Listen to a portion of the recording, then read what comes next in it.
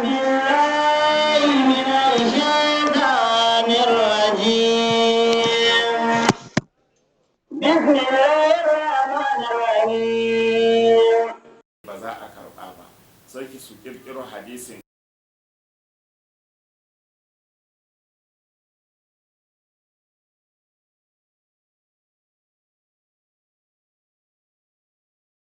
أعوذ بالله من الشيطان الرجيم بسم الله الرحمن الرحيم اللهم صل على سيدنا محمد الفاتح لما أغلق والقاتم لما سبق ناصر الحق بالحق والهادي إلى صراطك المستقيم وعلى آله حق قدره ومقداره العظيم وبعد السلام عليكم ورحمة الله تعالى وبركاته. yau lahadi 25 ga watan hudu shekaran 2021 wanda ya yi daidai da 13 ga watan ramadan shekaran 1442 hijiriya a yayin da muke gabatar da tafsiri a ƙarƙashin wannan ƙungiya mai albarka ƙungiyar kare martaban manzon Allah sallallahu alaihi wa alihi wa sallama da ahlul baiti da sahabban da suka bi manzon Allah da ahlul baiti ridwanullahi ta'ala alaihim. Ƙungiyar ahlul baiti safinatun najati foundation asnaf, kamar yadda muka sani muna cikin bayani game da zargin da malamai suke mini na cewa ana faɗin maganganu akan sahabbai wanda ba daidai ba. Muke musu bayanin cewa wannan maganganun ba nawa ba ne, karantawa na yi a littafan da malamai suka yarda da su kuma daga malaman da aka yarda da su. An ce malaman jiya malamai magabata da su za a yi koyi kuma maganganunsu muke karantawa. Da haka yana da kyau malamai su yi adalci, su bari a lokacin da na faɗi maganan da nawa ne na karan kaina su zarge ni, amma idan na kawo magana wanda na malamai ne na kawo, to ya kamata su zargi waɗannan malaman ne ba ni ba. Kuma idan har zan ba da littafi a littafi kaza na ga wannan karatu, to da littafin ya kamata su yi faɗa ba da ni ba, don malami ya kamata a san shi da adalci da amana. Wannan shi ya kamata su yi a bayanin da khalifa sheikh malam sani zaria ya yi mana na falalan umar, amma kuma gashi ana cewa umar ya yi kaza wanda bai kyauta ba. To na farko dai yana da kyau muna tuni cewa duk maganan da za mu yi akan umar malamai su auna magana ta ce ko ta littafi ko maganan malamai magabata da su suka yarda da shi, sai su yi mini adalci. Wannan shi ya kamata. To sai malam ya kawo umar dinnan kaza ne shaidan bai haɗa hanya da shi, ya faɗi falalolinsa. To sai muka ce to ai waɗannan falalan da malamai ke faɗi game da abubakar da umar ko usman falaloli ne wanda wasu malamai ne suka zauna suka kirkiro suka basu, ba daga Allah bane ba daga annabi bane. To na ce amma falalan umar din nan da ya kawo duk za mu rusa su ta hanyar rusa wanda malamai suka yi ma wa'annan falalolin. Malamai da su wa'annan malaman sun yarda da su, littafan da sun yarda da su, su za su yi mana bayanin falalan umar din nan yaya suke, gaskiya ne ko ƙarya ne. Sai muka ce to bari a faro da abubakar, in ya so sai a gangaro kan umar din. Kuma in kun tuna mun ɗan nisa a cikin bayanai. Za mu ci gaba ne da hadisai da aka kirkiro na ba abubakar falala, na nuna shi wani ne, saboda ni kullum ina wa'azi cewa abubakar din nan ba kowa ba ne. idan wani ne a gaya mana aya ɗaya da ta ce abubakar wani ne ko umar wani ne ko usman wani ne. In babu aya kuma to a ba mu hadisan manzan Allah da suka ce su wasu ne. To na san akwai hadisan amma na sha gaya wa malamai cewa su kawo hadisan, na san su kuma in sun kawo za mu rusa hadisan, ko sun ɗauka wasa ne ko bar sun ɗauka barazana nake yi. To gashi a sheik malam khalifa a sheik malam sani zaria ya kawo wasu hadisan game da umar. To kuma yanzu gashi mun koma ga littafan magabata da kuma maganganun malamai magabata akan wa'annan hadisan gaskiya ne ko ba gaskiya ba ne. Kun dai ji a baya irin bayanai da muka yi, kuma za mu ci gaba da su insha Allah. A nan muna tare da wani hadisi wanda aka shi ma na falalan abubakar ne. An ce wannan hadisi dai hadisi riwayar ibn umar ne, dan sayyidina umar radiyallahu anhu ya kawo wannan hadisi. To ga yanda hadisin yake: anba'ana isma'il ibn ahmad qala akhbarana ibnu abin nan mas'ada qala anba'ana hamza qala anba'ana ibnu adi qala sana musa ibn ibrahim qala haddathana al-hasan ibn arafa qala sana abdullah ibn ibrahim wato ibnu zahir al-gifari an abdurrahman ibn zaid ibn aslam an sa'id ibn abi sa'id an abi huraira qala rasulullah sallallahu alaihi wasallama urija bi ila samai. Wai manzo Allah sallallahu alaihi wasallama ya ce ai mi'raji da ni zuwa sama. Hadisin jiya makon ji mi'raji akai da shi zuwa sama, ya roki Allah Ali ya jagoranci al'ummansa sama. ta yi rigima ba ta yadda ba, mala'iku ma suka yi rigima ba su yadda ba, sun ce sai dai abubakar. Kungiyar da malamai suka yi fata-fata da hadisin, sun ce karya aka yi ma annabi, hakan bai faru ba. Har na ce ko malamai ba su karyata wannan hadisi ba, ni zan karyata hadisin saboda cin mutunci ne ga manzon Allah. To balle ma malamai manya duk sun karyata, mun kawo shi jiya kunji. To wannan ma mirajin ne kuma an ce wai manzon Allah ya ce urija bi ila sama'i, ai mi'raji da ni zuwa sama. Fama marartu bi sama'in illa wajadtu fihi ismi. Babu wata sama cikin sammai, babu wata sama da na wuce face na ga sunana Muhammadun abin nan an rubuta sunana Muhammadun, abin da aka rubuta Muhammadun Rasulullahi wa Abubakar as-Siddiqu khalfi. Babu wata sama da na wuce face a kowace sama an rubuta la ilaha illallah Muhammadun Rasulullah, Muhammadun Rasulullah, Abubakar as-Siddiqu a bayana. Mana kowane sama zan ga rubuta Muhammadun Rasulullah, Abubakar as-Siddiqu min khalfi a bayana, kowace sama. To nan masu abin nan malaman hadisi, masu duba ingancin hadisan sun ce nan ibnu jauzi ya ce hada hadisun la yasihu, ya ce wannan hadisi ne da bai inganta ba ingantacce ba ne, ba sahihin hadisi ba ne. Ala ibnu hibban, shi kuma ibnu hibban ya ce al-gifari ya da'ul hadis. Wannan al-gifari da ke cikin waɗanda suka ruwaito hadisin, an ce ƙarya yake yi, ya da'ul hadis, yana ƙirƙiro hadisai, shi sana'ansa ne ƙirƙiro hadisai. To shi ya kawo waɗannan, don haka fattafaku ala tadhifi. Malamai dai sun ittifaki akan wannan hadisi mai rauni ne, sannan kuma da yawa cikinsu sun ce ba ma mai rauni ba ne, maudu'un ne, an zauna ne aka kirkiro wannan hadisi, babu shi.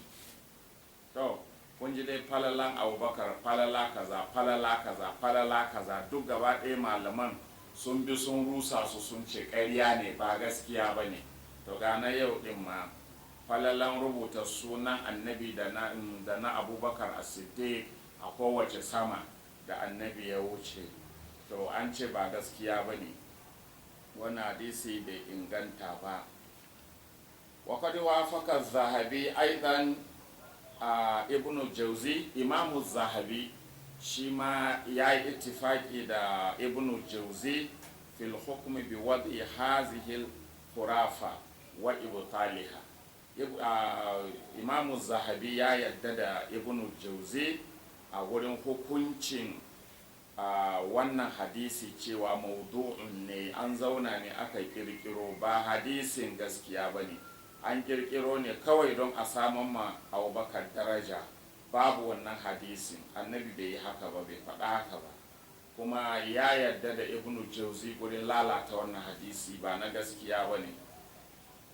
warawa fil mizani an abi sa'idin wa ibn abbas wa abi huraira wa qaddaha fil kulli wa sarraha mukarraran bi anna hadha al khabar batilun. to wannan hadisi dai batacce ne, na ƙarya ne, batilun ƙarya ne. to wani ila anil khatib aidan annahu qala huwa galatun. al khatib shi ma an waito da gare shi ya ce wannan hadisi galadi ne, ba gaskiya ba ne. wa hadhihi ibaratu fil mizan. yace Muhammad ibn Abdullah ibn Yusuf Abubakar al-Mahari al-Basri an Ali ibn al-Husaini ad-Darhami wal Hasan ibn Arafa wa Nadhr ibn Tahir wa anhu Abubakar ibn Shadhan wa ibn Hayawiyya wa jama'atun wasiqatul khatib wasaqahu al-khatib walakin rawa lahu khabaran batilan. Khatib ya ce mutum ne mai gaskiya amma kuma ya ruwaito wannan ƙarya daga gare shi. Mana akwai masu kirkiro hadisai waɗanda in ba sun haɗa da mutanen kirki ba, mana in ba sun ce daga mutanen kirki ba ne ba za a karɓa ba, sai su kirkiro hadisin ƙarya sannan kuma sai su ce daga wani daga wani. to amma ce daga annabi ai karewa ma kenan, kuma ƙarya ne, an kirkiro ne. amma ku duba wai annabi ne ya ce da shi ya je miraji, ya ga suna an rubuta a sama na ɗaya sama na biyu har zuwa sauran sammai da ya bi, sai ya ga Muhammadun Rasulullah Abubakar as-Siddiq an rubuta haka a bayan shi. to amma hadisin ƙarya ne. wa hakama bi annahu tafarrada bihi wa annahu galatun. wannan hadisi, wannan mutum ɗayan ne ma kawai ya kirkiro hadisi ya faɗi abin shi, kuma galadi ne, ba gaskiya ba ne, yasashen magana ne.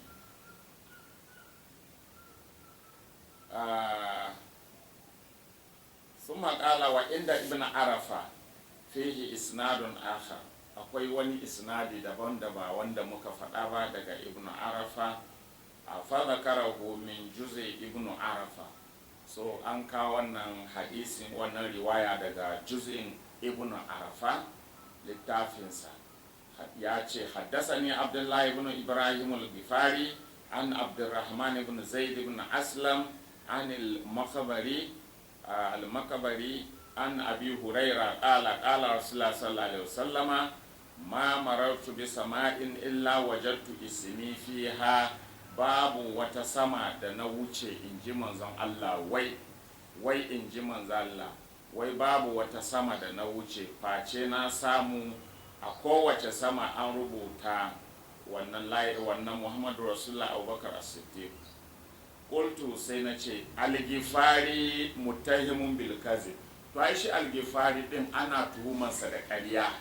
kun gani hadisan duka daga maƙaryata ne. mun sha gaya muku, malaman sun dauka barazana nake yi, to gashi yanzu ina fito muku da bayani. duk falalolin nan rusassu ne, ba gaskiya ba ne. shi yasa kullum nake cewa yanda Allah ya gaya mana Qur'ani, inna ma yuridu Allahu li yudhiba ankum ar-rijsa ahlal baiti wa yutahhirakum tatheera. akan ahlul baiti a gaya mana kuma aya irin wannan a karanto mu ji, wanda ya ci Abubakar shi ma wani ne. ga dai ahlul baiti Allah ya gaya mana matsayin su dai a wannan aya, tsarkaka ne, ba su zunubi ba su sabo ba su kuskure masu tsarki ne su in ji ƙur'ani. Allah ya gaya mana wannan, ba wani ya zauna ya kirkiro, a'a Allah ne da kanshi ya magana, ba ma manzo Allah ne aka ce ya ce ba, Allah da kansa ya faɗa. To a gaya mana inda Allah da kanshi ya ce Abubakar wani ne yana da kirki, ko Umar na da kirki, ko Usman na da kirki, wannan dai ba a samu ba. To muka ce to a kawo hadisan mu ji, hadisan kenan aka kawo, kuka gani malamai da kansu wayanda suka zo da hadisan su kuma suka rusa hadisan sun ce ba na gaskiya ba ne. To sai ka ga duk falalar da ake cewa Abubakar na da shi, malamai a littafai duk sun ce ba haka ba ne. To ina falalar na shi? Falala ɗaya tak a kawo. A lokacin da nake cewa in malamai sun isa su gaya mini falalan Abubakar guda ɗaya tak, guda ɗaya tak, mutane na ta mamaki ya za a ce kamar Abubakar bai da falala ko ɗaya. To ga falalolin an zubo su, kuma kun ji yadda malamai ke rigima da falalolin, ba yadda ba, an ce ƙarya a kai manne. To gashi nan dai, amma ahlul baiti yau in za kawo hadisai 1000 a kansu ka ce ba gaskiya ba ne, ƙur'ani ya riga ya gaskanta, ƙur'ani ya wadatar. Ba hadisin da za a kawo ya faɗi falalan ahlul baiti ya wuce inna ma yuridu Allahu li yudhiba ankum risa ahlal baiti wa yutahhirakum tatheera. Duk hadisin da zai zo akan darajar ahlul baiti sai dai fassara wannan aya. To shi yasa wayannan ba aya ko daya a kansu, hadisan ma ga su don rusassu. Mun faɗa an ce mun zage su, to yanzu ga malamai manya da aka yarda da su suna zagin su. In dai faɗin matsayinsu shine zagi, to ga shi malamai sun ce falallan nan da aka faɗa kan Abubakar ƙarya ne, ƙirƙira ne. Kaga su ma sun zage su kenan, haka ne, kuma su ne malaman magabata. Ina da tambaya. Na'am. Na an ce su babu aya ko ɗaya a kansu na yabo, ko kuma ba aya? A na yabo dai, a'a babu aya na yabo a kansu. Kamar yadda Allah ya kawo aya ya yabi ahlul baiti, ya faɗi darajarsu da matsayinsu, ba aya ko ɗaya da ya faɗi darajar Abubakar ko darajar Umar ko na Usman. Sai dai a ce aya kaza, wani malami wani ya ce ana nufin Abubakar, kuma wani malami can zai ce ba shi bane, wani ne, wani kuma ce ba shi bane. Kaga ba ma duk duniya ba malamin da ya isa ya ce inna ma yuridu Allahu li yudhiba ankum risa ahlal baiti, bai isa ya ce ba ahlul baiti ake nufi ba, ba malamin. To amma wannan sai dai wani malami ce nan ana nufin Abubakar, tunda Allah bai kira shi ba.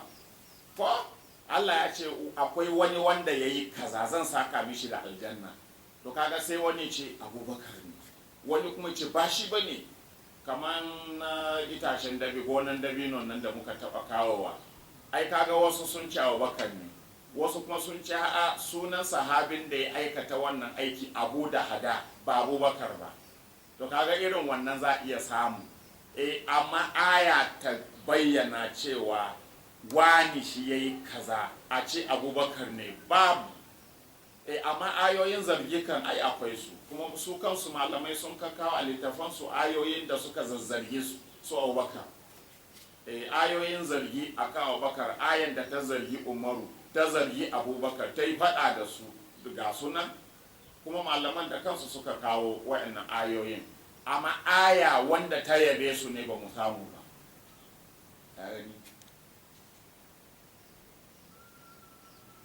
To kaga ba irin na ahlul baiti bane. A ahlul baiti kan ko ba hadisi daya da ya yabe su, wancan ayan ta isa. Balle kuma malaman nan da suke rusa falalan Abubakar, su suka ce sahabbai kakab babu sahabin da hadisai ingantattu suka yi magana game da darajar shi da falalan shi irin Ali ibn Abi Talib. Ba dai shi kenan ba. To shi kenan al-Gifari mutahimun bil kazibi, shi Gifarin makana tumansa da ƙarya, kuma su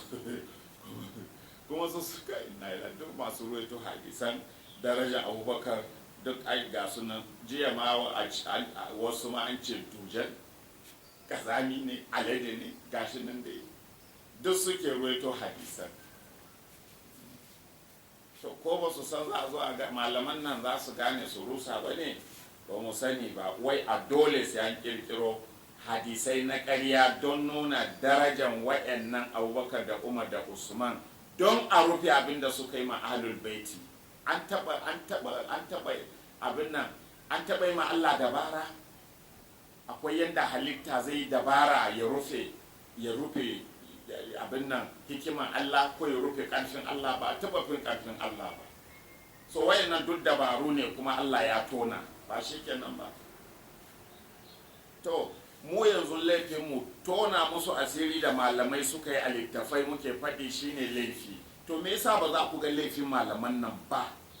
Malaman gaskiya ne, ku fito mana ku ce malam wani cikin malamai da suka gabata da ya ce hadisin abubakar na daraja abubakar ƙarya ne, shi ba mu yarda da shi ba. Duk malaman nan ku kira sunayensu ku gaya mana ba ku yarda da su ba. Littafansu ma ku kira ku gaya mana ba ku yarda da littafan ba, mu gani in za ku iya. To tunda ba za ku iya haka ba, to mu mai laifinmu don mun faɗi abin da malaman suka faɗa. Kun yarda da malaman, amma mu don mun ce sun ce kuma sai ba ku yarda da mu ba, alhali ba mu muka faɗi maganan ba, malaman suka faɗa haka. In kun yarda da malaman, me yasa kuke tsoron in faɗi abin da suka faɗa? In kun yarda da littafansu, me yasa kuke tsoron in faɗi abin da ke littafansu? Ya zama munafinci. Kamata yi ku fito fili ku ce littafan nan da nake karatu a ciki ba ku yarda da su ba, sai in zana sunayen littafan in gaya ma duniya. Ko kuma ku ce malam wani da wani da wani da suka ce abubakar bai da wannan daraja, ku ce ba ku yarda da malaman ba, sai in zana sunayen malaman mu nuna ma duniya, mu ga wa zai saura kuma. Amma kun kyale su, ni kuna rigima da ni, kuma kuna malamai, kuma kuke cewa mutane su ji tsoron Allah, kuma ku ba ku da shi. Ko ba kwa so na, ya kamata ku yi mini adalci, ku ce babu ruwan Sharif Adam, malamai kaza da kaza su suka kawo magana, ko littafi kaza da kaza ya kawo magana. Ba kuna karanta Qur'ani ba? Ga suratul Ma'ida, wala yajri mannakum shana'anu qaumin ala alla ta'dilu i'dilu huwa aqrabu littaqwa wattaqullah. Kada don kuna kyaman wani ko wasu mutane ya hana ku yi musu adalci. Ku yi adalci in ji Allah. I'dilu huwa aqrabu littaqwa, shine tsoron Allah. Wallahi inda ni ne ku kawai ba zan yi rigima da Sharif Adam ba. Rigima zan yi da littafan, ko in ce littafan ƙarya ne, ko kuma ce malaman nan ƙarya suka yi, sai mu ga wasu waye malaman ku kuma. To Al-Ghifari dai muttahimun bil kazibi, an tume shi da ƙarya, maƙaryaci ne. Mata nihayata sanati 16 wa 400, ya rasu a shekara na 416, shekara na 416 ya rasu.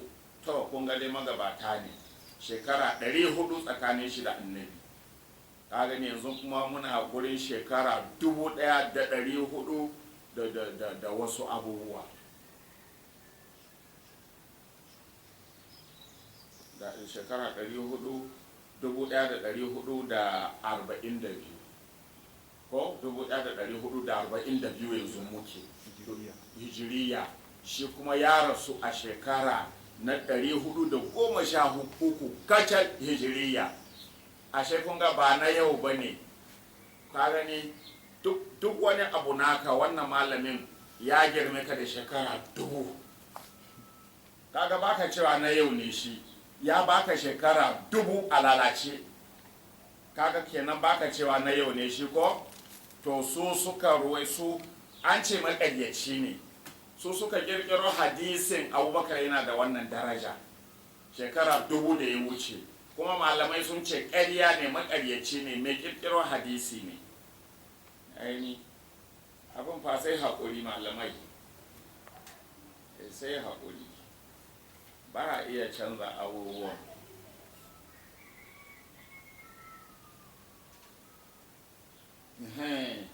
Sannan shi az-Zahabi sarraha bi anna qabara abi sa'idin batilun. Imamu Zahabi shi ma ya fito karara da cewa labarin da Abu Sa'id ya bayar cewa manzalla ya je ya ce wai shi ya je miraji ya ga an rubuta sunan shi Muhammadu Rasulullah Abubakar As-Siddiq ya ce wannan magana ba gaskiya ba ne, ba inda annabi ya faɗi haka, ƙirƙira ne. Wani ƙila anil khatibi annahu galatun, shi ma khatib an ruwaito ya ce galadi ne.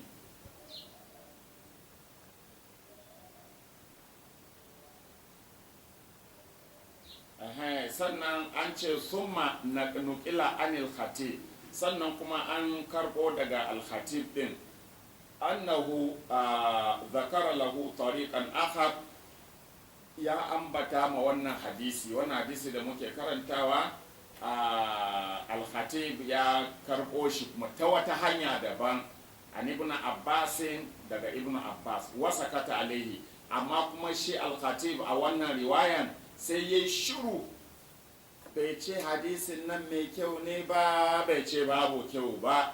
Walam yarda zahabi, amma shi imamu zahabi ina bi sukutihi, bai yadda da shurun da al-khatib yayi ba, sai ya bayyana abin. Bal ta'aqqaba alaihi bi annahu aidan batilun, a gani ƙarya ne. Shikenan fa, to duk dai gashi duk an lalata hadisin, an rubuta sunan Abubakar tare da sunan annabi a sama, ji annabi, to an ce ƙarya ne. Amba'ana ibnu khairun an al-jawhari an ad-darqutni an abi hatim ibn hibban qala amba'ana muhammad ibn al-musayyib qala amba'ana as-sara ibn asim qala amba'ana muhammad ibn fadil عن ابن جريح عن عطاء عن أبي الدرداء عن النبي صلى الله عليه وسلم قال أنت وي من ذا ياتي رأيت ليلة أسرى بي حول العرش جريدة خضراء.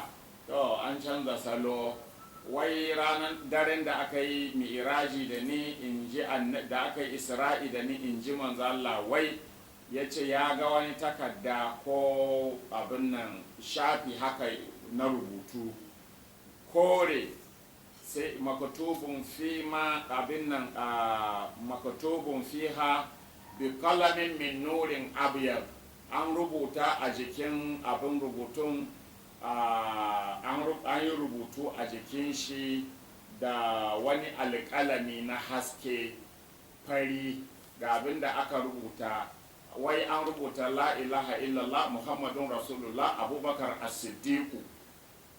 To a kala ibnu hibban ya ce la yahillu li ihtijaju bisara ibnu asim, ya ce yin hujja ma da asara ibnu asim cewa ya faɗi hadisi kaza ko ya ce kaza na hadisi, ya ce haramun ne yin haka, bai halatta ba.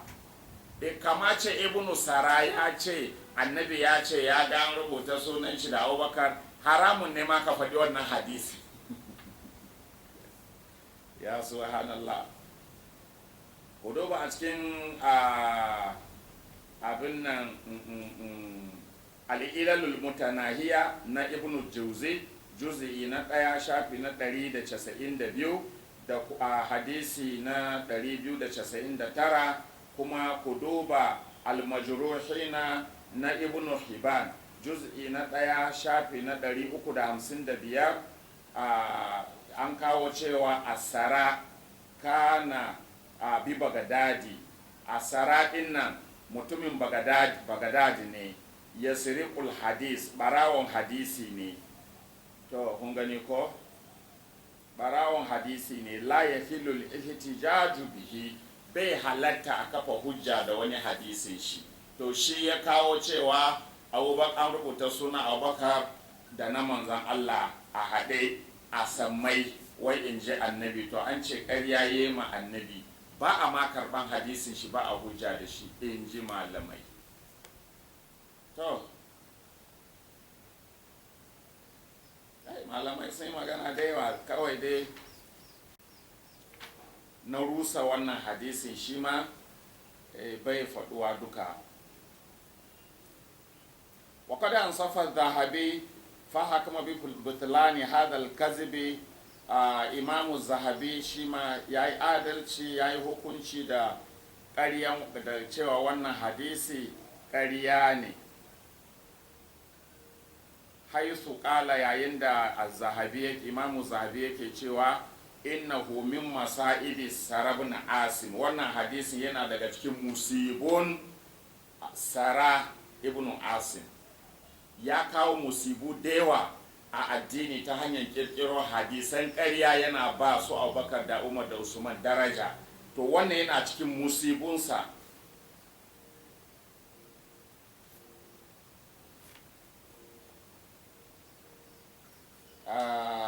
Sannan gashi nan dai malamai suna ta bayani, yasriqul hadis, barawon hadisi ne. Wani kila an ibn Kharashin annahu kazzabahu, shi ma ya karyata shi. Sannan an faɗa a cikin almizan an ce asarabunu asim, asarabunu asim ibn salin abu asim alhamdani mu'addabul mu'tazi billah wa qad yunsabu ila jaddihi rawa an ibn Ayliya wa ha ibn Adi wa qala yasriqul hadis, yana satan hadisi, barawon hadisi ne. To kaga wayannan duk malamai ne magabata, amma kuma an ce hadisai da suka kawo ba haka bane, kuma malamai magabatan ne suka rusa hadisan. To wakadzabahu ibnu Kharash, shi ma dai ya ƙaryata shi. Wa min balayahu, yana cikin balawoyi da ya kawo. Sana Muhammad ibn Mas'ab, sanal Auza'i an Abada an Abi Huraira marfu'an, al-imanu bil qadari yudhibul hamma wal hazan. Imani da kaddara yana tafiyar da bakin ciki da damuwa. Duk ya kirkiro wannan ma. To wa min masaibihi annahu atabi hadisin, ya kawo wani a cikin masibunsa ya kawo wannan hadisi, matanuhu ga matanin hadisin, ra'aitu haulal arshi wardatan makatubun fiha, yace manzo Allah yace ya gani, ya ga wardi, ya ga fulawa na ward kewaye da al'arashi, an rubuta a jikin fulawan Muhammadun Rasulullahi Abubakar As-Siddiq. Ya ce wai annabi ya faɗa haka, an ce duk musibunsa ne, ba gaskiya ba ne. Duk yana cikin abubuwan da wannan ɗin ya ta ƙirƙirowa. Wa min masa'ibihi, duk gashi nan dai malamai sun yi ta magana da yawa maganganun.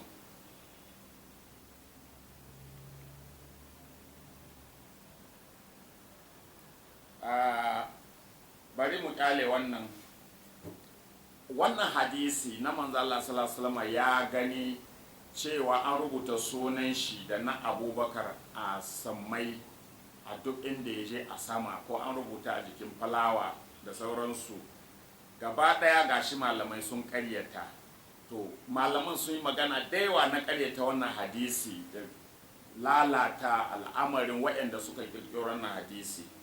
To amma kuma sai malaman da suka kirkiro hadisin suka yi wani tunani, gashi dai ana ta faɗin daraja ne na Abubakar, an ga sunan manzala ya ce an rubuta sunan shi tare da na Abubakar Siddiq a sammai, an rubuta ne a fulawa.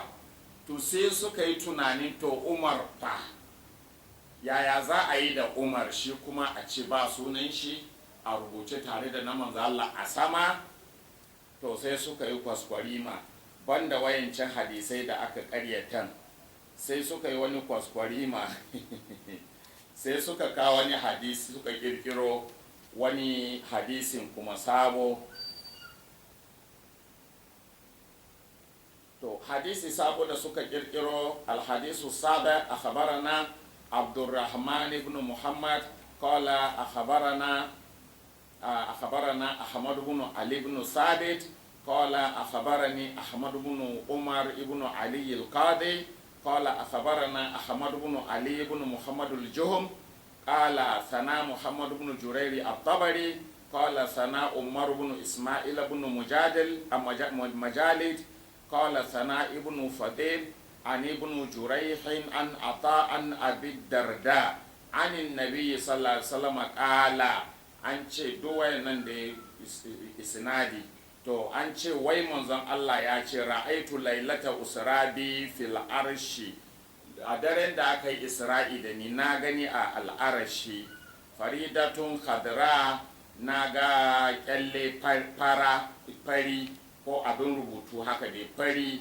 fi ha maktubun binurin abiyar an yi rubutu da haske fari ga abin da aka rubuta wai in ji annabi daren da aka yi isra'i da shi kar ku manta wannan hadisi an kawo shi an ce manzo Allah ya ce ya ga an rubuta sunan shi da na Abubakar As-Siddiq ko ba na Umar to yanzu wannan yanzu da aka yi makwaskwari ma sai annabi ya ce ne ya dare da aka yi isra'i da shi ya gani al'arashi an rubuta da haske an rubuta la ilaha illallah muhammadun rasulullah abubakar as-siddiq umaru al-faruk wangani sun shigo da umaru don kar a bar shi a baya qala al-musannaf hadha hadithun la yasihu to malamai sun ce wannan hadisin ma bai inganta ba an dauko umar shi ma an jona to binan waldan ma bai yi da kyau ba bai yiwu ba duka ƙarya ne in ji malamai la yasihu la ilaha illallah wali muttahimu bihi umar bin isma'il kuma wanda ake tuhuma da kirkiro wannan hadisin na biyu da aka jona umaru bin isma'il wani takwarai shi ne wai musulunci kuka mai da haka malamai addinin islama addini mai tsafta addini mai daraja addini mai girma a gaban Allah addini mai girma gurin manzan Allah addini ka inna lillahi wa raditu atmamtu lakum abinna al-yawma akmaltu lakum dinakum wa abinna atmamtu al-yawma akmaltu lakum dinakum wa atmamtu alaykum ni'mati wa raditu lakum al-islam dina wannan islamin kuka mayar haka ya ku malamai oh Allah to wannan shi ya yi kishin takwaran shi an sai wani ya kirkiro manzo Allah ya ce ya gani a sama an rubuta sunan shi da na Abubakar As-Siddiq ya ga ba sa Umaru ba shi kuma sunan shi Umaru bin Isma'il ya ga an bata kwaran shi a baya shi ma sai ya kirkiro ya ce a'a ga wani kuma hadisin manzo Allah ya ce ne ya ga an rubuta su a al'arashi la ilaha illallah muhammadun rasulullah abubakar as-siddiq umaru al-faruq ya taimaka takwaran shi ya shigo to malamai sun ce hada hadisun la yasihu wanda aka jona wanda ba a jona umaru ba aka bar abubakar da aka ce annabi da abubakar ne an ce ƙarya ne wannan ma da aka jona umar malamai sun ce ƙarya ne kuma an tuhumi umar bin isma'il da kirkiran wannan hadisi qala yahaya ya ce laisa bi shay'in ba kowa bane shi wannan wanda ya jono wanda ya kirkiro wannan hadisi na biyun kazzabun mai yawan ƙarya ne shi umar bin isma'ila din mai yawan ƙarya ne dajjalun dujal ne ma su'u mugu ne habisun kazani ne in ji malamai fa saboda Allah yanzu sai ka ga malamai saboda ba su a kunyan Allah ba su kunyan manzala sai su je su ce ni na ce sai a ce na zagi Abubakar ko na zagi Umar kuma gashi malamai ne da kansu suke faɗin darajojin da aka ba Abubakar da Umar ƙarya ne amma yanzu za su je su ce ni ne na ce oh Allah ku yi ta yi Allah yana kallon kwai saboda kawai kun ga kun tara jahilai ba su fahimta ku yi ta magana su yi ta ihu ba su aunawa ba tunani kun raba su da tunaninsu kun ce duk abin da mala ya gaya maka kawai karka yi tunani a kai ka zama kaman gawa a gaban shehinka duk shi mai da su suka zama kawai ba su da basira ba su da tunani ba su a lissafi ko me kuka jefa musu kawai su cafke ko an soki annabi ba ruwansu kawai sannan ku yi taɓata mu a gabansu don kasu fahimce mu. Kun manta da ƙarshen Allah. Allah zai sa su fahimta kuma su gane ku miyagu ne kuna batar da su. To ka duba dai wannan hadisi na darajar Abubakar da Umar din nan, an ce wanda ya kirkiro hadisin nan kazzabun makane yawan ƙarya ne, dajjalun dujal ne, su'un mugu ne, kabisun ƙazani ne. Yanzu ni ne don na faɗi wannan gashi a littafi. Waƙalan nasa'i kuma sai mun faɗi sunan magabata ɗin, sai mun faɗi sunayensu, mu faɗi littafansu, amma duk da haka malaman nan ba ku samu kunya da lissafi ba. Waƙalan nasa'i wa Daraqutni, imamun nasa'i da imamu Daraqutni sun ce matrukul hadis, wannan ba wanda za a karɓi hadisi shi ba ne. Ya gani sai a samu wayansu darajojin wayannan duk da kashi na ta rusa su.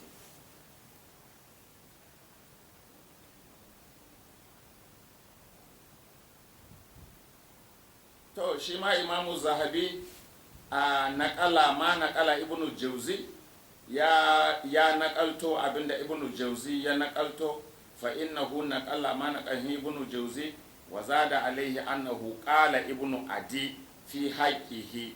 Ibnu Adi ya faɗa game da haƙƙin shi Umar ibn Ismaila dinnan, yace yasriqul hadis, shi ma ɓarawon hadisi ne. Wa hadhihi ibaratu Zahabi fil mizani, ga bayanin imamu Zahabi a cikin mizanul i'tidali.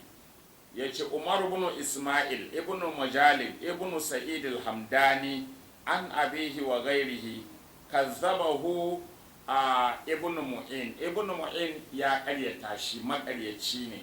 Ibn Mu'in ya ce Umar ibn Ismail makaryaci ne. Wa qala an-Nasa'i wa Daraqutni matrukun, abin yasarwa ne, ba abin karba, ba wanda ake sauraro a karbi maganar shi bane, mutumin banza ne, matrukun mutumin banza ne shi. Masu kawo darajojin Abubakar da Umar fa su ake magana. Yasriqul hadis, shi Umar ibn Ismail barawon hadisi ne.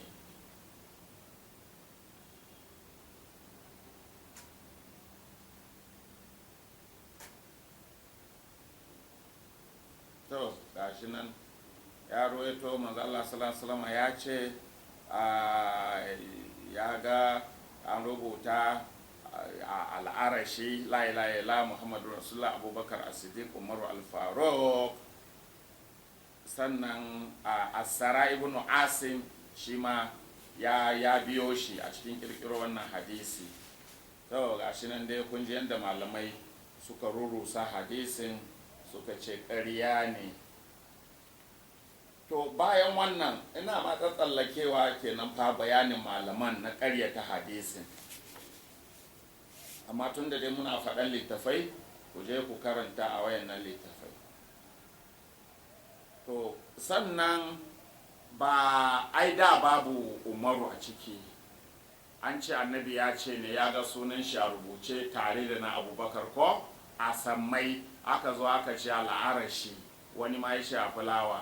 To shi kenan an ce ƙarya ne, sai suka ga kai in aka bar Umaru a baya, shi ba rubuta sunan shi haɗe da na manzo Allah a sama ba, sai Umar ibn Ismaila ya kirkiro wani hadisi kuma sai ce hadda Umaru. Annabi ya ce ya ga la ilaha illallah Muhammadu Rasulullah, Abubakar As-Siddiq, Umaru Al-Faruq. Kun ga anan kan Umaru suka tsaya. To daga baya sai suka fahimci kai an yadda Usman, ba sa Usman ba, shi ba sunan shi a rubuce a sama haɗe da na manzo Allah. To duba dai masu sauraro suna da hankali, malaman nan ku fito ku gaya musu gaskiya kawai, kowa ya huta.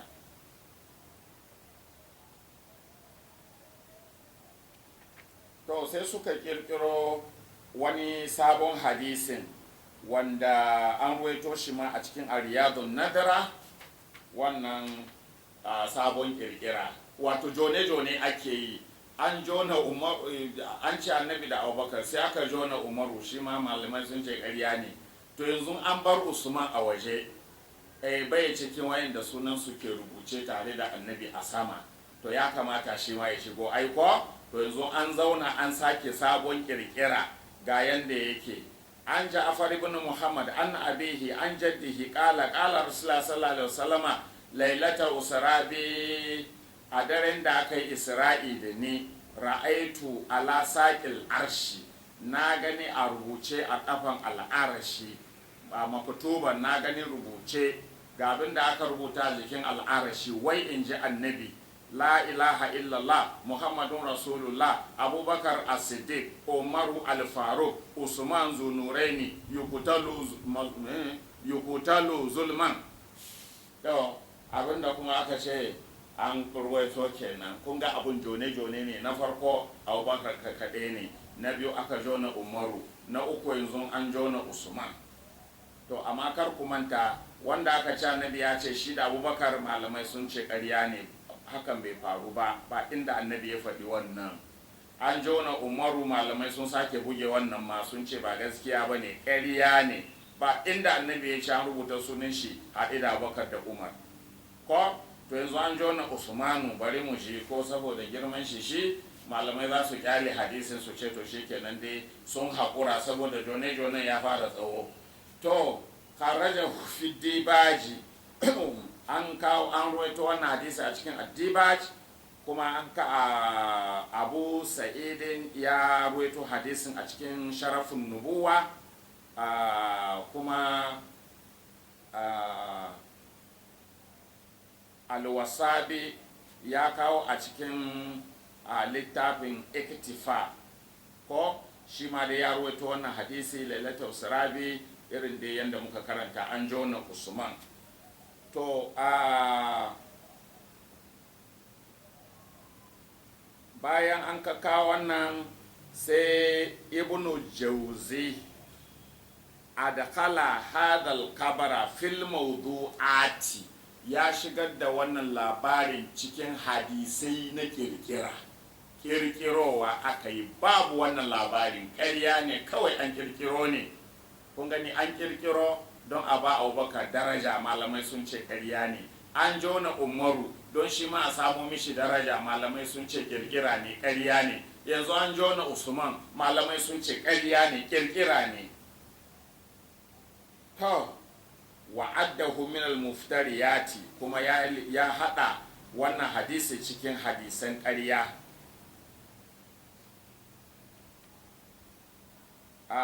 ya faɗa a cikin kitabul mawdu'at fi babi fadli salasati, a babin falalan mutum uku nan, abubakar, umar da usman, min kitabil fada'ili wal mathali.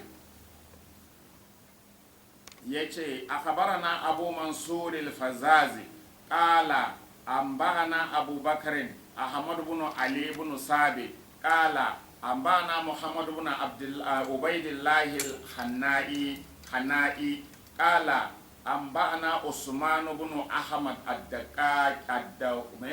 ad-daqaqi qala anba'ana ishaq ibn ibrahim al-qatli qala sana abubakarin abdurrahman ibn affan as-sufi qala sana muhammad ibn mujib as-sa'idi qala haddathana ja'far ibn muhammad an abihi an jaddihi qala rasulullah sallallahu alaihi wasallam lailata usra bi ra'aytu ala al-arsh maktuban la ilaha illallah, wa annabi ya ce daren da aka yi isra'i da ni na gani an rubuta a jikin al'arashi ga abin da na gani, na ga la ilaha illallah muhammadun rasulullah abubakar as-siddiqu umaru al-faruqu usmanu zunnuraini yukutalu mazluman. na ga an rubuta la ilaha illallah muhammadu manzon Allah ne, abubakar siddiqi ne, umaru faruqu ne, usmanu zunnuraini ne, za a kashe shi da zalunci. qala al-musannaf hada hadisun la yasihu min rasulillah sallallahu alaihi wasallam. to malamai sun ce wannan hadisi bai inganta ba daga manzo Allah, ƙarya ne.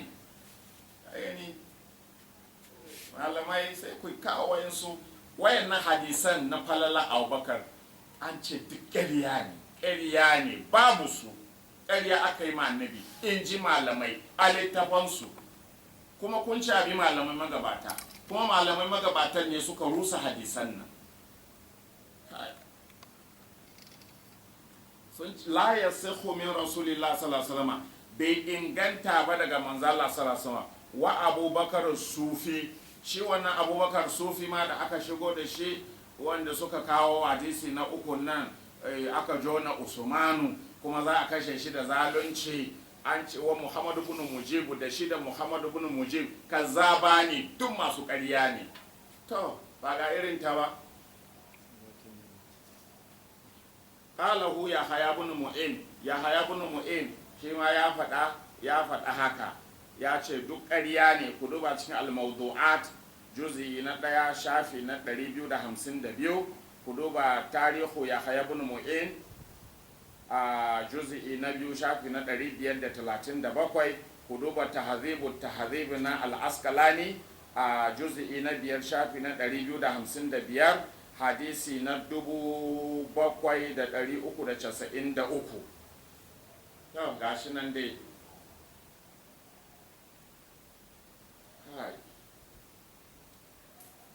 Wa fil mizani, ya zo a cikin al-mizan al-itidali, Muhammad ibn Mujib al-Thaqafi Kufi an Ja'far ibn Muhammad wa Lais wa abin nan rawa Abbas an Yahya kazzabun, makaryaci ne shi Muhammad ibn Mujib.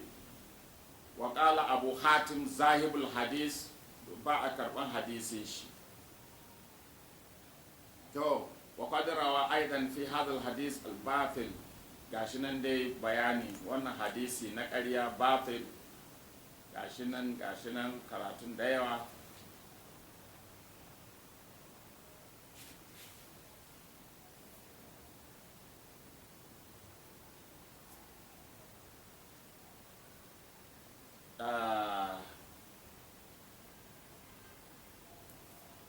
Yanzu sun sake ma wannan hadisi fenti, wannan hadisi sun sake mishi fenti, amma fentin da suka yi ma malamai sun ce maudu'un ne wa batilan masnu'an, ƙarya ne, an kera hadisin ne.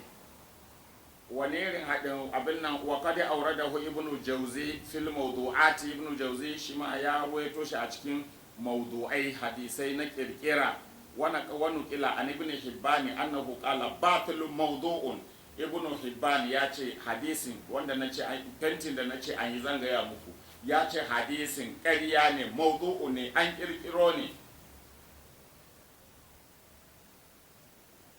Ga hadisin din sun ce ambana Abdurrahman ibn Muhammad al-Kazzaz qala ambana Ahmad ibn Ali ibn Sabit qala ambana al-Qadi Abu al-Farij Muhammad ibn Ahmad ibn al-Hasan al-Shafi'i qala sana Abu Bakr Ahmad ibn Ja'far ibn Malik al-Qati'i qala sana Ahmad ibn Muhammad al-Qadi qala sana al-Ihtiyati qala sana Ali ibn Jamil, wai sunan shi kenan, an Jurair ibn Abdul Hamid an Sabitin an Mujahid an Ibn Abbas qala Rasulullah sallallahu alaihi wasallam ma fil jannati, sun to ga fentin, wai annabi ya ce ma fil jannati shajaratun illa makatubun ala kulli warakatin, wai babu wata bishiya a aljanna face an rubuta a jikin kowane ganye a aljanna, wai in ji manzo Allah, wai babu wata bishiya a aljanna face a jikin kowane ganye an rubuta Muhammadun Rasulullah, Abubakar As-Siddiq, Umaru Al-Faruq, Usman Zunuraini, wai kowane ganye a aljanna an rubuta wannan. Amma malamai mai suka ce qala Abu Hatim ibn Hibban haza batilun mawdu'un, wannan hadisi ƙarya ne, an kirkiro ne. La ilaha illallah. Kai malamai, zan ga hadisin da za ku kawo cewa Abubakar yana da daraja ko Umaru ko Usman, ku shiryo hadisan lalata muku da maganan malamai da la ta hillu riwayatu anhu bi halin, an ce bai ma halatta a karɓo riwaya daga gare shi a kowane hali, bai yiwu ma ka ce ya ce.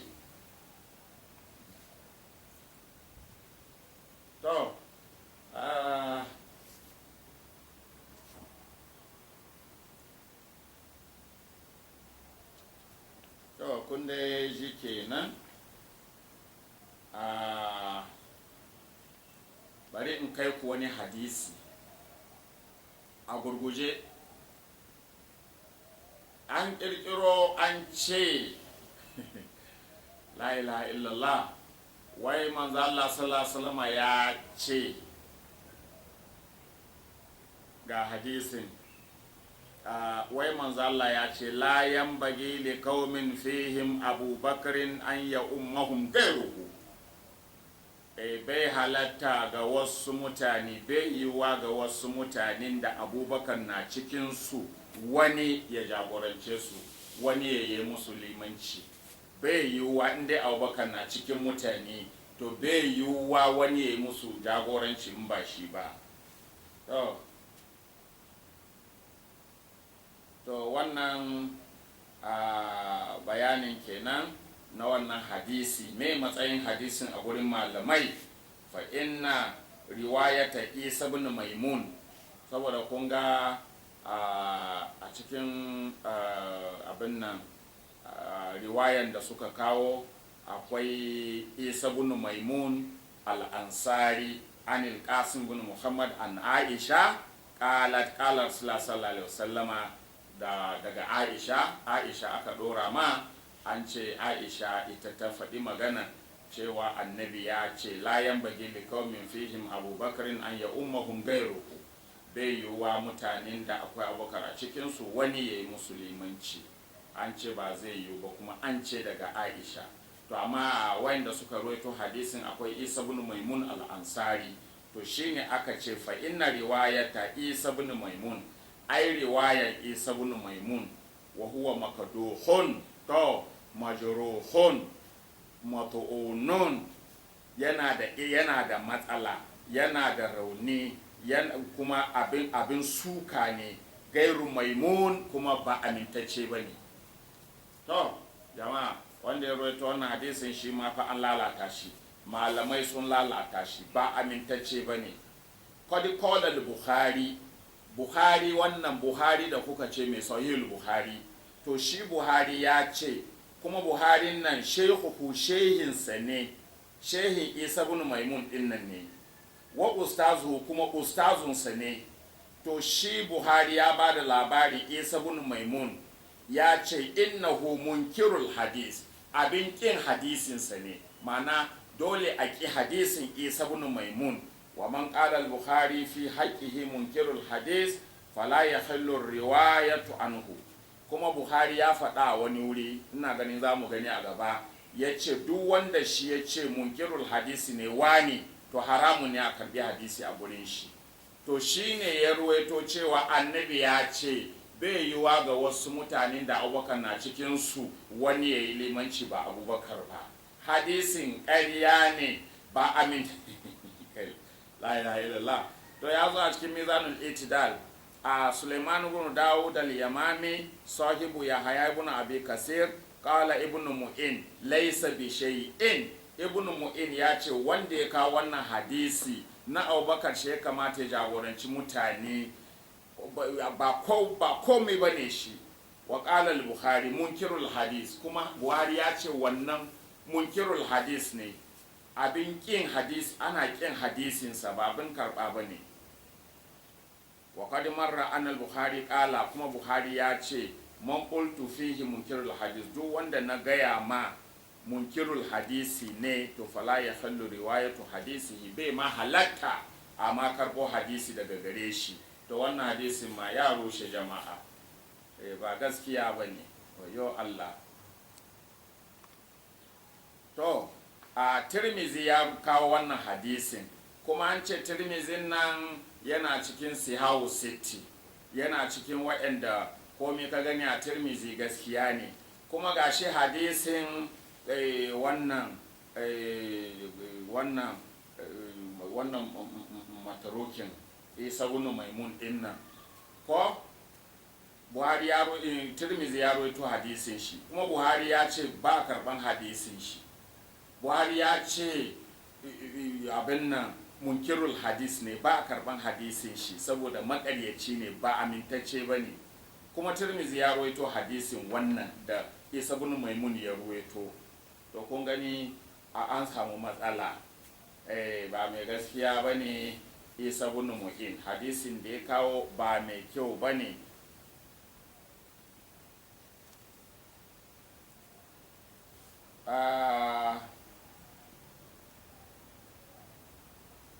ba buhari ba ne kaɗai ya soke hadisin isa ibn maimun ko riwayansa a'a ba shi kaɗai ba ne akwai ibn mu'in shi ma ya ce innahu laysa bi shay'in muhammad ibn ka'ab ya ce da'ifun laysa bi shay'in da'ifun ne shi isa ibn maimun ba komai bane shi wa qala ma'ana ba amfani da maganarsa al-fallas ya ce matrukun mutumin banza ne isa ibn maimun ba karban hadisin shi wa qala an-nasa'i shi imamun nasa'i ya ce innahu laysa bisika ba mai gaskiya bane ba wanda za a yadda da shi bane to shi ya kawo su suka kawo wannan hadisi na cewa ba yanda za a yi abubakar na cikin mutane wani ya jagorance su to kun dai gani jama'a gashi nan duk malamai sun soke hadisin sun kore hadisin ba a yadda da hadisin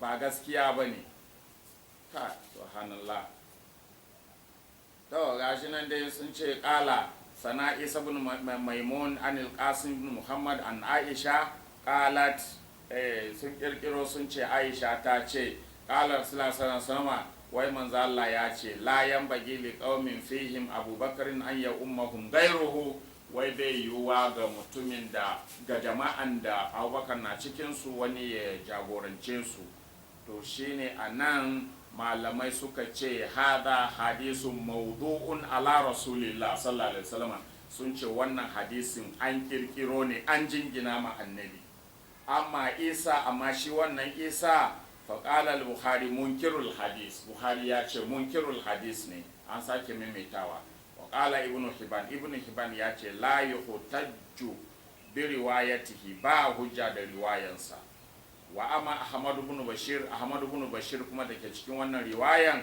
faƙala yahaya ya ce huwa matrukun mutumin banza ne to ku duba fa daga barawo sai maƙaryaci sai mutumin banza sai kazami sai wane ne duka da suke ruwaito hadisan falalan abubakar me laifi na don na faɗa jama'a ba ni na rubuta ba ni bane malaman da suke lalata hadisan falalan abubakar din nan ba ni bane malamai ne to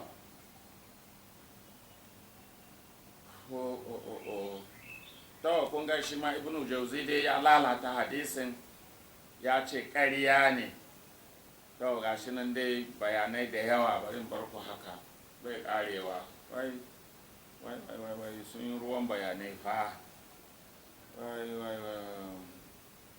to bari da ga wani sun ce wa qala ahmad ibn mani'in fi masnadihi sana yazidun anba'ana isa ibn maimun hadisin kenan aka kawo kuma a wani wuri ina karanta muku ne anil qasim bin muhammad an aisha qalat an ce aisha ta ce karaja rasulullah sallallahu alaihi wasallama wai manzo Allah ya fita liyasliha don yayi gyara fa hadaratis salatu sai sallah lokacin sallah yayi fa qala bilalun li abi bakrin sai bilal ya ce ma abubakar qad hadaratis salatu laysa rasulullah sallallahu alaihi wasallam shahidan ga lokacin sallah yayi kuma ga manzo Allah baya nan ku duba manzo Allah ya fita ya je yo wani abu ko an ce yo gyara sai lokacin sallah yayi sai bilal ka inna ila wannan ƙarya tana da girma sai bilal ya ce ma abubakar ko wai ga ma yawa ya ce ma abubakar ga lokacin sallah ya yi kuma manzo Allah baya nan fa hallaka an uazzina ka amince in kira sallah wa uqimu wa tusalliya bin nas in kira sallah in yi iqama kai ma mutane limanci ka amince abubakar to manzo Allah ya fita ya je yayi wani abu ya dawo lokacin sallah yayi Bilal yana gaya ma Abubakar ka amince in kira sallah don ba manzo Allah ga lokacin sallah yayi in kira sallah in iqama ka zo ka ja mutane ala sai Abubakar ya ce in shi ta in ka so ka ga dama in ka so haka sai in yi shikenan fa azina Bilal sai Bilal ya kira sallah wa aqama yayi iqama wa taqaddama Abubakar fa salla bin nasi Abubakar ya wuce ya ba mutane sallah fa jaa Rasulullah sallallahu alaihi wasallam bada ma faraga sai ga manzo Allah ya iso bayan ya an gama sallah faƙala sai ce a sallaitum kun yi sallah kun ga ya zo ya same su kenan ko an gama sallah ya same su a zazzaune a masallaci ba ma ko tashi ko ba kenan ko a yanda na fahimci karatun don an gama sallah manzo Allah ya iso kuma ya tambaye su a sallaitum kun yi sallah ne qalu na'am suka ce mun yi sallah qala sai manzo Allah ya ce man salla bikum waye ba ku sallah qalu abubakar suka ce abubakar ne qala ahsantum sai annabi ce kun kyauta la yanbaghi liqaumin fihim abubakarin an ya ummahum ahadun ghayruhu bai yiwuwa mutanen da akwai abubakar a cikin su wani ya ba su yayi limanci yayi musulmanci ba shi ba to malamai sun jawo magana to yanzu wannan maganar misali me yasa ba za su jira manzo Allah ba kuma shi bai yi sallah ba fa ya je yayyo wani abu ya dawo bai yi lokacin sallah yayi me yasa ba za su jira ya dawo ba ya ba su sallah me yasa Bilal zai maza kun ga ƙarya ne Bilal ba zai taba wannan rashin kunyan ba ya kawai Bilal sai ya samu Abubakar ya ce to Abubakar lokacin sallah yayi manzo Allah kuma ya fita ya je ayi abin nan ko za ka ba da sallah ya ce maka kira sallah yi iqama zan ba da sallah sai ya zo ya ba da sallah ana gama ba da sallah ga manzo Allah ya dawo kuna ganin haka zai faru a yi sallah a bar manzo Allah da manzo Allah ya riga ya yi sallah ne to sai a ce to tun da shi ya riga ya yi sallah mu bari mu yi namu manzo Allah bai riga ya yi sallah ba fa sun kai shi tsoron Allah ne sun kai shi tsoron Allah Bilal ya kai annabi tsoron Allah Abubakar ya kai annabi tsoron Allah sahabban da suka yi sallah ba annabin nan kuma annabi bai yi sallah ba sun kai annabi tsoron Allah wannan kenan sannan yaya za mu yi da manzo Allah sallallahu alaihi wasallam a lokacin da Abubakar da Umar suka yi hijira a hijiran farko Salim shi ke ba su sallah Salim shine limamin Abubakar da Umar ya kuma za mu yi da wannan kai subhanallah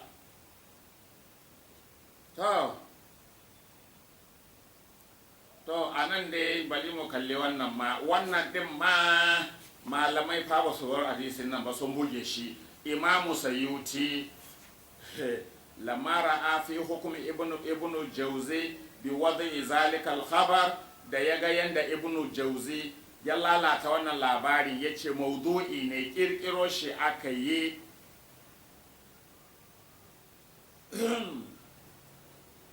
shi ma sai ya buge hadisin bai kyale hadisin ba malamai ba su amince da wannan hadisi ba sun ce ƙarya ne kirkiro wannan hadisin aka yi kunga an gyara hadisin amma ina bai samu kasuwa ba gurin malamai sun lalata hadisin sannan Ahmadu bin Mani ya faɗa a cikin masnadinsa sana yazidun an ba na Isa bin Maimun anil Qasim bin Muhammad an Aisha qalat kharaja Rasulullah sallallahu alaihi wasallam li yusliha fa hadarat as-salatu fa qala Bilal li Abi Bakr qad hadarat as-salatu laysa Rasulullah sallallahu alaihi wasallam shahidan fa halaka an u'azzina wa uqima wa tusalli bin nas qala in shi'ta fa azana Bilal wa aqama wa taqaddama Abu Bakr fa salla bin nas faja rasulullah sallallahu alaihi wasallam bada ma faraga faqala asallaitum, bayan sun gama sallah sai ga manzo Allah